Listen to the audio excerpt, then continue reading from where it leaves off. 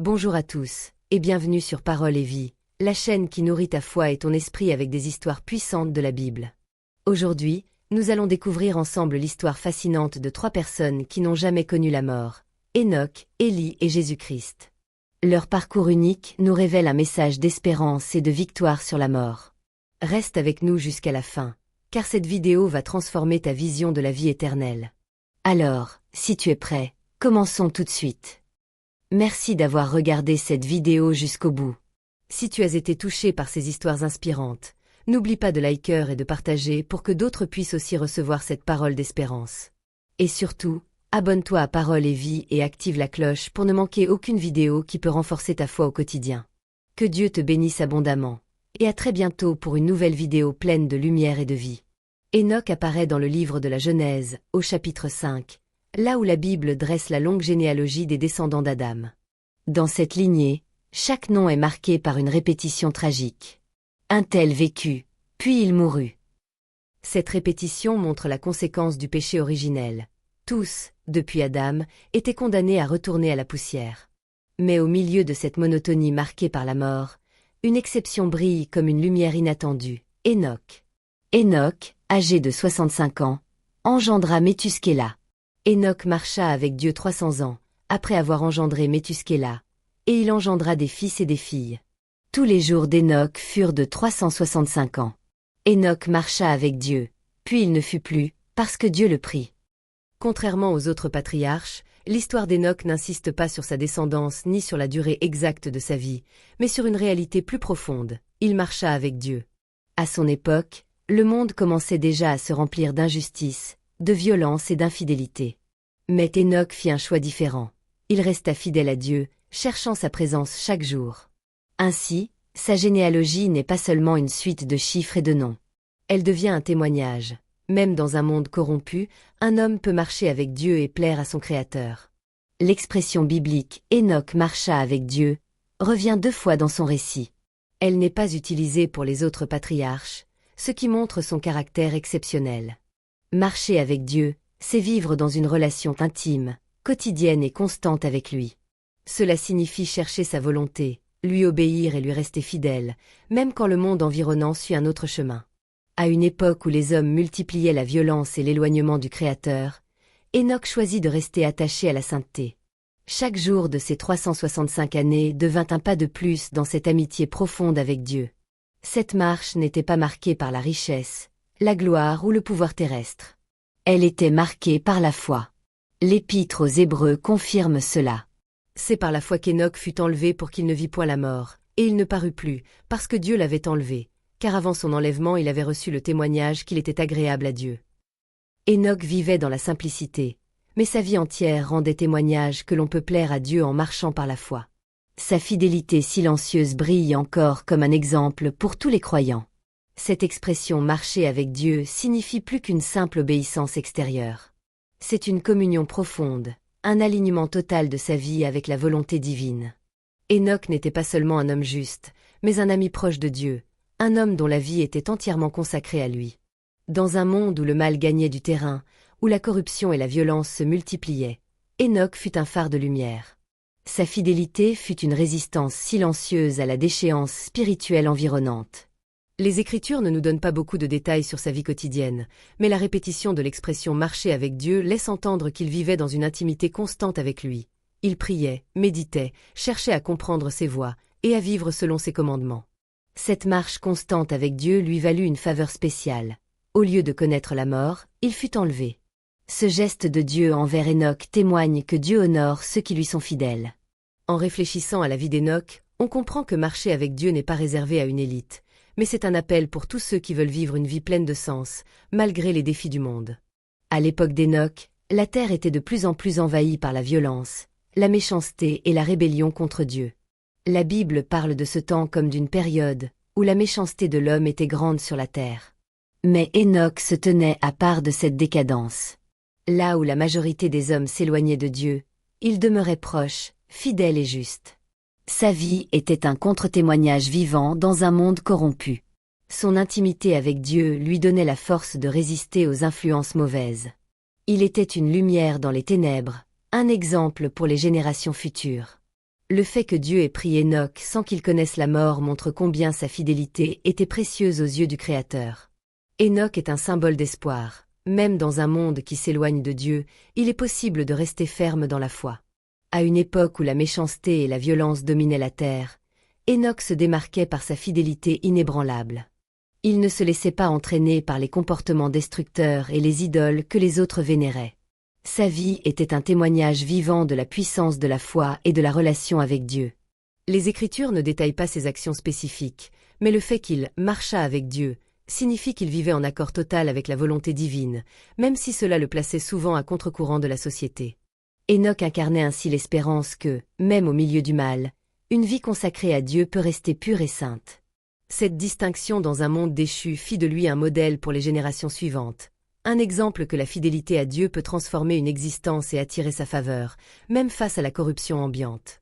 Le point culminant de la vie d'Enoch est sans doute son enlèvement mystérieux par Dieu, un événement unique dans la Bible. Contrairement aux autres patriarches qui connaissent la mort, Enoch ne voit jamais la tombe. La Genèse dit simplement « Enoch marcha avec Dieu, puis il ne fut plus, parce que Dieu le prit ». Cette phrase énigmatique laisse place à de nombreuses interprétations. Dieu a-t-il transporté Enoch directement au ciel, lui offrant ainsi la vie éternelle sans passer par la mort? L'Épître aux Hébreux éclaire ce mystère en expliquant que Enoch fut enlevé, afin qu'il ne vît point la mort. Cette faveur divine récompense sa foi et son intimité avec Dieu. Cet enlèvement est aussi un signe d'espérance pour tous les croyants. Il annonce que la mort n'a pas le dernier mot sur ceux qui marchent fidèlement avec Dieu. Enoch devient ainsi une figure prophétique, un avant-goût de la vie éternelle promise, et un exemple vivant que Dieu peut intervenir puissamment dans l'histoire humaine. L'enlèvement d'Enoch reste l'un des mystères les plus fascinants de la Bible. Il n'y a pas de récit détaillé ni de description spectaculaire, simplement cette déclaration simple mais puissante, Dieu le prit. Cette phrase signifie que Dieu a interrompu le cours naturel de la vie pour emmener Enoch auprès de lui. Plutôt que de passer par la mort et la séparation du corps et de l'âme, Enoch a été transporté directement à la présence divine, vivant. Cette réalité préfigure ce que Dieu fera plus tard avec le prophète Élie et surtout avec Jésus-Christ, qui, après sa résurrection, monta au ciel vivant. Pour les croyants, l'enlèvement d'Enoch est un rappel que Dieu détient le pouvoir absolu sur la vie et la mort. C'est aussi une invitation à vivre une vie fidèle, en espérant la même récompense. Les théologiens voient en Enoch un symbole d'une foi parfaite, une foi qui conduit à la vie éternelle sans passer par la mort terrestre. Le prophète Élie apparaît dans un moment critique de l'histoire d'Israël. Le roi Achab et la reine Jézabel avaient introduit le culte de Baal, un dieu païen, et entraîné tout le peuple dans l'idolâtrie. Face à cette apostasie, Élie fut envoyé par Dieu pour rappeler au peuple l'unicité du vrai Dieu. Sa mission fut difficile. Il dénonça les faux dieux et défia les prophètes de Baal dans un combat spirituel dramatique sur le mont Carmel. Là, Élie pria Dieu qui répondit par le feu venant du ciel, consumant l'offrande. Ce miracle convainquit le peuple, mais provoqua aussi la colère de la reine Jézabel, qui chercha à faire mourir Élie. Toute sa vie fut un combat ardent pour la vérité, pour la justice et pour la fidélité à Dieu. Élie fut un prophète courageux, parlant avec autorité au nom du Seigneur, même face aux puissants. La mission d'Élie ne se limite pas à un simple appel moral. Il incarne la puissance de Dieu sur le faux, la lumière sur les ténèbres. Son combat contre Baal est un combat spirituel pour la libération d'Israël de l'esclavage des idoles. Sur le mont Carmel, Élie dénonce courageusement les prophètes de Baal, les défiant à invoquer leur Dieu pour enflammer un sacrifice. Mais malgré leurs cris et leurs danses, rien ne se passe. Puis Élie prie Dieu, et un feu céleste descend, consumant tout sur l'autel. Cet événement spectaculaire rappelle que le Dieu d'Israël est vivant et puissant, bien au-delà des dieux fabriqués par les mains des hommes. Pour Élie, cette victoire est aussi un appel à la repentance et au retour à la vraie foi. Mais son courage et sa fidélité lui valent aussi la haine de Jézabel, qui le force à fuir pour sauver sa vie. Élie est un homme de feu et de foi, un prophète ardent envoyé pour réveiller un peuple endormi dans le péché. Son exemple reste un défi pour chaque croyant à rester fidèle face aux idoles modernes, quelles qu'elles soient. Après sa confrontation spectaculaire sur le mont Carmel, Élie doit fuir la colère de la reine Jézabel, qui promet de le faire tuer. Dieu lui ordonne alors de se retirer au torrent du Kérith, un lieu isolé où il sera protégé. Là, dans cette solitude, Élie fait l'expérience de la providence divine de façon extraordinaire. Dieu envoie des corbeaux pour le nourrir matin et soir, apportant du pain et de la viande. Ce miracle souligne combien Dieu veille sur ses serviteurs fidèles, même dans les moments de danger et d'isolement. Pendant ce temps, Élie vit un temps de repos et de préparation, fortifiant sa foi en Dieu qui le soutient et le protège. Ce séjour au torrent du Kérit est une leçon pour tous. Même quand tout semble perdu, Dieu pourvoit à nos besoins. Après son séjour au torrent du Kérit, Dieu conduit Élie dans la ville de Sarepta, au royaume de Sidon, une terre étrangère et païenne. Là, il rencontre une veuve qui vit dans une grande pauvreté. Elle n'a presque plus rien, juste un peu de farine et un peu d'huile pour préparer un dernier repas pour elle et son fils, avant de mourir de faim. Pourtant, Élie lui demande de lui préparer un gâteau avec ses maigres ressources. Obéissante, la veuve accepte, et un miracle se produit. La farine et l'huile ne s'épuisent pas, mais durent tout le temps où Élie reste chez elle.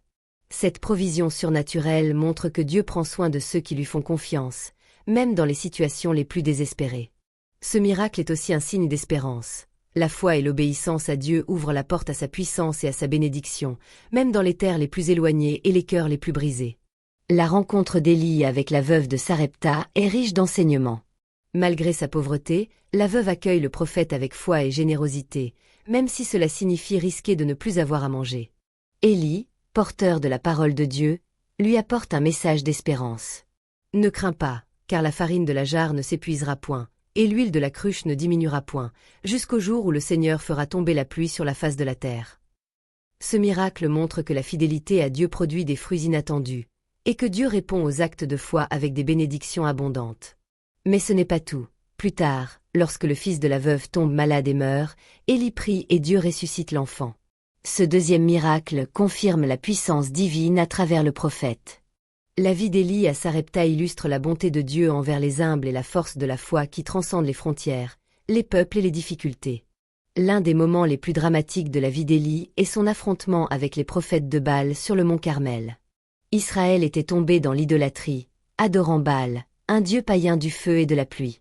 Pour montrer que le Dieu d'Israël est le seul vrai Dieu, Élie lance un défi. 2 autels sont préparés, l'un pour Baal, l'autre pour le Seigneur.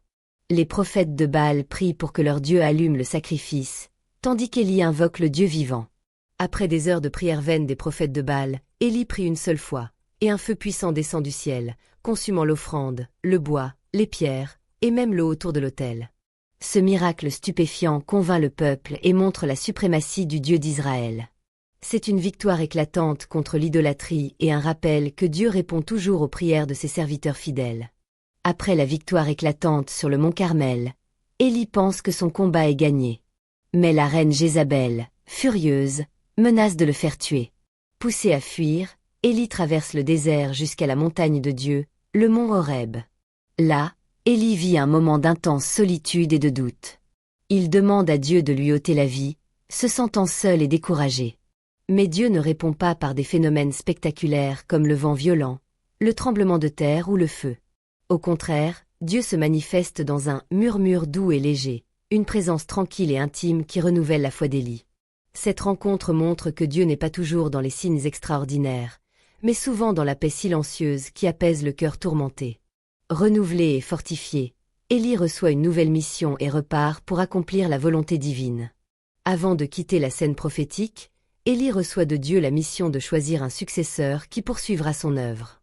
Ce successeur, c'est Élisée, un homme humble et dévoué. Élie rencontre Élisée alors que celui-ci travaille dans les champs. Sans hésiter, Élisée quitte tout pour suivre le prophète. Leur relation est marquée par un enseignement profond, une transmission spirituelle qui prépare Élisée à prendre la relève. Leur lien est aussi symbolisé par le manteau d'Élie, que ce dernier jette sur Élisée, signe de la puissance et de la mission prophétique à venir. Après l'enlèvement d'Élie au ciel, Élisée continuera à accomplir de nombreux miracles et à guider Israël avec foi et courage. Cette succession montre que Dieu prépare toujours un chemin pour ses serviteurs, assurant la continuité de son œuvre à travers les générations. Le fleuve Jourdain joue un rôle important dans la vie d'Élie et d'Élisée. Avant son départ, Élie accomplit un dernier miracle spectaculaire. Il frappe les eaux du Jourdain avec son manteau et les eaux se séparent, laissant un passage sec. Ce miracle rappelle celui de Moïse lors de l'Exode, soulignant que Dieu continue à agir puissamment pour son peuple. Il prépare aussi Élisée à recevoir la mission prophétique. Après l'enlèvement d'Élie, Élisée répète ce miracle pour montrer que le pouvoir de Dieu est maintenant en lui. Ce geste symbolise la transmission spirituelle et la continuité de la mission divine. Le passage du Jourdain est aussi une image forte de passage, de transformation et de renouvellement pour le peuple d'Israël. L'un des moments les plus extraordinaires de la Bible est l'enlèvement du prophète Élie. Alors qu'il marche avec son disciple Élisée près du Jourdain, un événement spectaculaire se produit. Un char de feu, tiré par des chevaux de feu, apparaît et sépare les deux hommes. Élie est emporté au ciel dans ce tourbillon de flammes, sans connaître la mort physique. Ce prodige symbolise la faveur divine et la puissance de Dieu qui ne laisse pas ses serviteurs fidèles dans la mort. Ce moment solennel est témoin de la grandeur d'Élie comme prophète, mais aussi d'un mystère spirituel, la possibilité pour un homme d'être enlevé au ciel vivant. L'enlèvement d'Élie annonce aussi la venue d'un messager important, car la tradition biblique dit qu'il reviendra avant le jour du Seigneur pour préparer le peuple. L'ascension d'Élie au ciel dans un char de feu n'est pas seulement un événement spectaculaire, c'est un signe profond dans l'histoire spirituelle d'Israël et de la foi chrétienne. Elle symbolise la victoire sur la mort et la promesse de la vie éternelle. Élie devient un modèle pour tous les croyants, montrant que la fidélité à Dieu ouvre la porte au ciel. Son enlèvement est aussi un prélude à la venue du Messie. Dans le Nouveau Testament, Jean-Baptiste est souvent comparé à Élie, et la tradition affirme qu'Élie reviendra avant le jour du Seigneur pour préparer les cœurs. Spirituellement, cette ascension enseigne que le croyant ne doit pas craindre la mort, car Dieu a le pouvoir de donner la vie éternelle. Elle invite chacun à vivre dans l'espérance et la foi, comme Élie, en attendant la récompense céleste.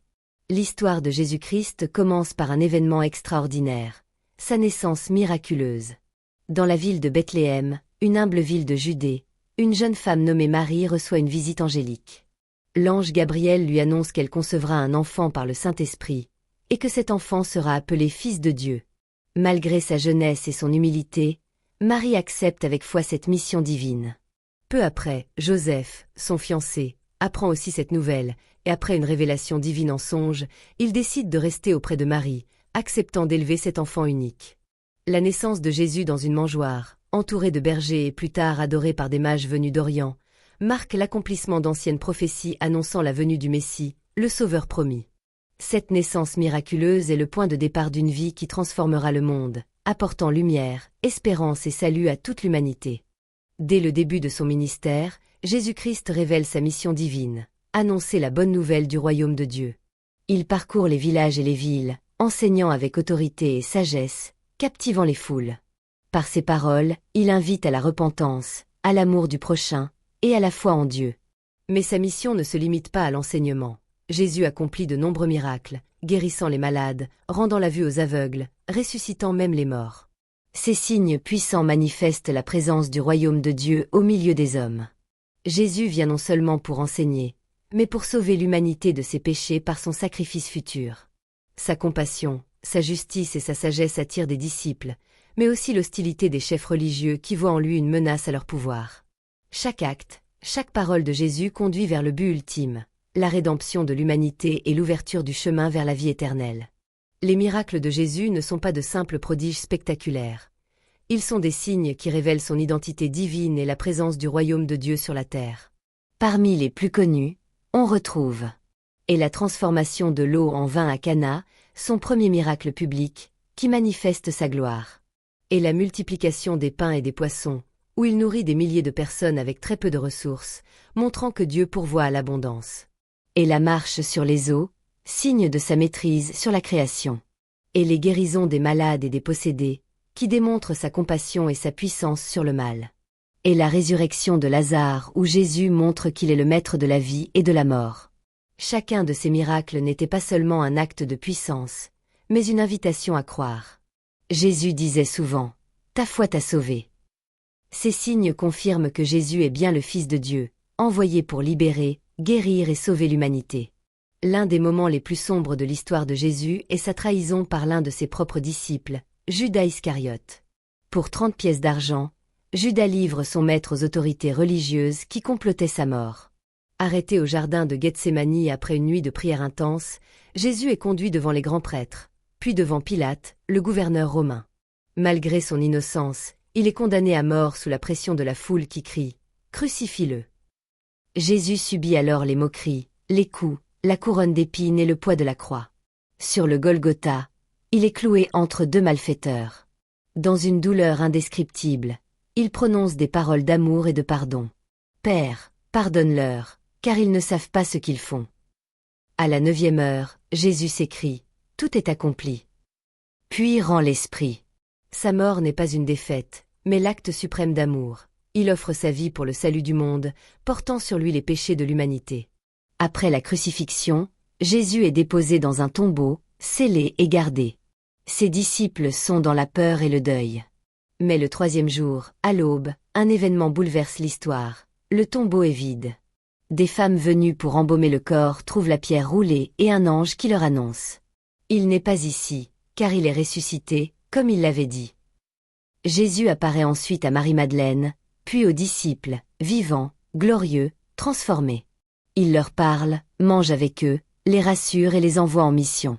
Sa résurrection n'est pas seulement une victoire sur la mort, c'est la preuve ultime qu'il est le Fils de Dieu. Elle confirme tout ce qu'il a enseigné, accomplit les prophéties, et inaugure un nouvel espoir pour l'humanité. Par sa résurrection, Jésus ouvre un chemin nouveau, la vie éternelle pour tous ceux qui croient en lui.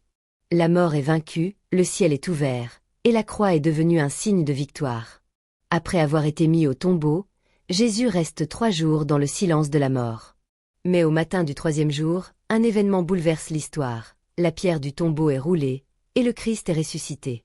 Des femmes venues embaumer son corps trouvent le sépulcre vide et entendent le message des anges. « Pourquoi cherchez-vous parmi les morts celui qui est vivant?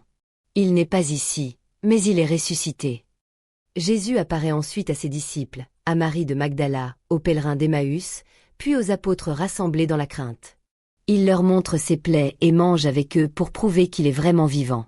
La résurrection n'est pas seulement la victoire de Jésus sur la mort, mais aussi la promesse d'une vie nouvelle pour tous ceux qui croient en lui. Elle confirme qu'il est véritablement le Fils de Dieu, le Sauveur du monde. La croix, signe de souffrance, devient ainsi le chemin vers la gloire, et la mort, la porte vers la vie éternelle. Après sa glorieuse résurrection, Jésus ne monte pas immédiatement au ciel. Pendant 40 jours, il reste auprès de ses disciples afin de les affermir dans la foi et de leur confier leur mission. Durant ce temps, il leur apparaît à plusieurs reprises. Eux aux femmes venues au tombeau, pour les rassurer et les envoyer annoncer la bonne nouvelle. Eux aux disciples d'Emmaüs, en chemin, où il leur explique les Écritures avant de se révéler à eux lors de la fraction du pain. Eux au bord du lac de Tibériade, où il partage un repas avec ses disciples et confie à Pierre la mission de paître son troupeau. Eux à l'ensemble des apôtres, il leur montre ses plaies, les comble de paix, et souffle sur eux l'Esprit Saint comme avant-goût de la Pentecôte. Ces 40 jours sont une école de foi. Jésus transforme ses disciples apeurés en témoins courageux, prêts à annoncer l'Évangile au monde entier. Il leur promet, « Et voici, je suis avec vous tous les jours, jusqu'à la fin du monde. » Après 40 jours passés à enseigner et à fortifier ses disciples, Jésus les conduit au mont des Oliviers, près de Béthanie. Là, il leur rappelle leur mission, annoncer l'Évangile à toutes les nations, baptiser et témoigner de la vérité jusqu'aux extrémités de la terre. Puis, levant les mains, il les bénit. Et sous leurs yeux émerveillés, ils s'élèvent vers le ciel, jusqu'à disparaître dans une nuée glorieuse. 2 anges apparaissent et déclarent aux disciples, « Hommes de Galilée, pourquoi restez-vous à regarder vers le ciel? Ce Jésus, qui a été enlevé au ciel du milieu de vous, reviendra de la même manière que vous l'avez vu aller au ciel. » L'ascension marque la fin de la présence visible de Jésus sur la terre, mais inaugure son règne glorieux à la droite du Père. Elle ouvre aussi une nouvelle étape, l'attente de l'Esprit Saint promis, qui viendra à la Pentecôte. Pour les croyants, l'ascension est une promesse. Là où le Christ est monté, ses disciples sont appelés à le rejoindre. L'ascension de Jésus n'est pas seulement un événement glorieux, elle révèle la destinée promise à tous ceux qui mettent leur foi en lui. En montant au ciel, le Christ ouvre le chemin de la vie éternelle. Il est le premier à avoir vaincu la mort pour ne plus jamais mourir.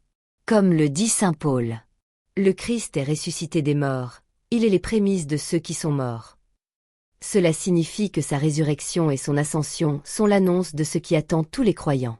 Jésus devient ainsi le modèle parfait. Il a vécu dans l'humilité, il a souffert et donné sa vie, mais Dieu l'a exalté dans la gloire éternelle. De la même manière, le chrétien est appelé à marcher dans la foi, à porter sa croix, et à espérer la vie éternelle auprès de lui. Là où le Christ est allé, nous sommes appelés à aller. Il l'a dit lui-même. Dans la maison de mon Père, il y a plusieurs demeures. Je vais vous préparer une place. Ainsi, Jésus n'est pas seulement le Sauveur, mais aussi le modèle et la garantie de notre espérance. L'ascension de Jésus ne fut pas une séparation définitive, mais l'annonce d'une espérance future, son retour glorieux. Les anges le déclarèrent aux apôtres au moment où il s'élevait vers le ciel. Ce Jésus, qui a été enlevé au ciel du milieu de vous, reviendra de la même manière que vous l'avez vu aller au ciel. Tout au long du Nouveau Testament, cette promesse est rappelée. Jésus lui-même avait dit « Alors on verra le Fils de l'homme venant sur les nuées avec beaucoup de puissance et de gloire. » Son retour sera le moment du jugement et de la rétribution, mais aussi le moment de la pleine rédemption pour ceux qui lui appartiennent.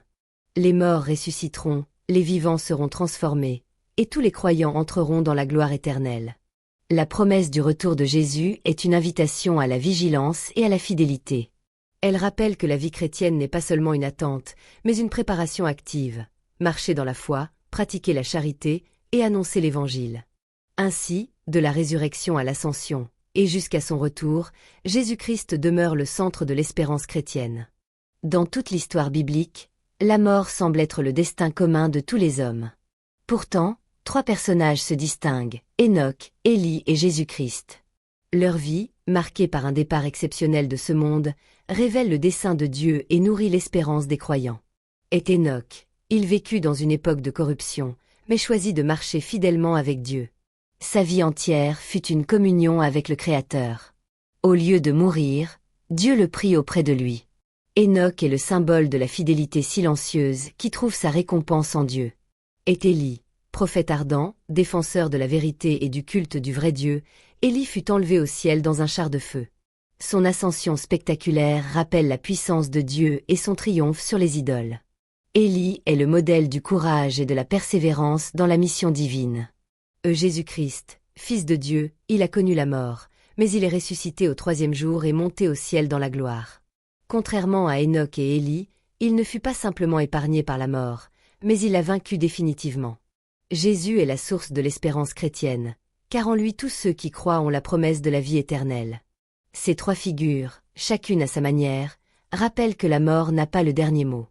Enoch, Élie et Jésus sont des signes vivants que Dieu a préparé un destin de gloire pour ceux qui lui appartiennent.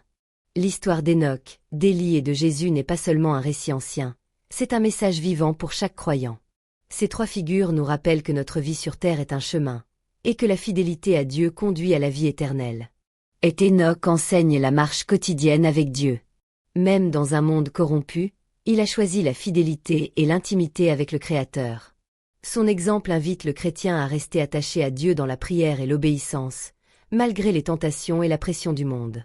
Élie montre la force du courage et du zèle pour Dieu.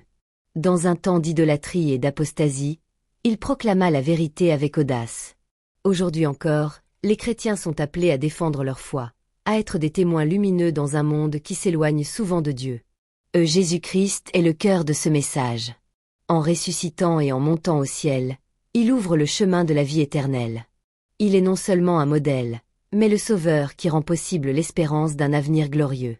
Ainsi, le chrétien d'aujourd'hui est invité à vivre avec cette assurance, marcher avec Dieu dans la foi, servir avec courage et espérer avec certitude la vie éternelle promise par le Christ. Depuis la chute d'Adam, la mort semblait régner sur toute l'humanité. Mais l'histoire de Enoch, d'Élie et de Jésus-Christ révèle une vérité plus grande. La mort n'est pas la fin pour ceux qui appartiennent à Dieu. Enoch, l'homme simple qui marcha avec Dieu, fut enlevé sans connaître la mort. Élie, le prophète de feu, monta au ciel dans un char flamboyant, vainqueur de l'idolâtrie et du désespoir. Jésus-Christ, le Fils de Dieu, passa par la croix mais brisa les chaînes de la mort en ressuscitant. Son ascension inaugura la victoire définitive de la vie sur la mort. Leur histoire n'est pas une légende, mais un témoignage puissant pour tous les croyants. Celui qui vit dans la fidélité et dans la foi possède une espérance indestructible. La mort peut effrayer, mais elle n'a pas le dernier mot. La dernière parole appartient à Dieu, et cette parole est vie éternelle. Ainsi, Enoch, Élie et Jésus nous invitent à lever les yeux vers le ciel, à marcher chaque jour dans la foi, et à attendre avec espérance le jour où nous serons réunis avec Dieu dans la gloire. Merci d'avoir suivi cette incroyable histoire de Enoch, Élie et Jésus, 3 personnages uniques qui nous montrent que la mort n'a pas le dernier mot. Leur vie est un appel puissant à marcher avec Dieu, à garder la foi et à espérer en la vie éternelle. Si cette vidéo t'a inspiré et fortifié dans ta foi, n'oublie pas de liker, partager avec tes proches et surtout de t'abonner à la chaîne Parole et Vie pour ne rien manquer des prochaines vidéos qui nourriront ton cœur et ton esprit. Active la cloche pour recevoir toutes les notifications, car ici, nous grandissons ensemble dans la parole et la vie. Que Dieu te bénisse abondamment, et à très bientôt pour une nouvelle vidéo pleine d'espérance et de lumière.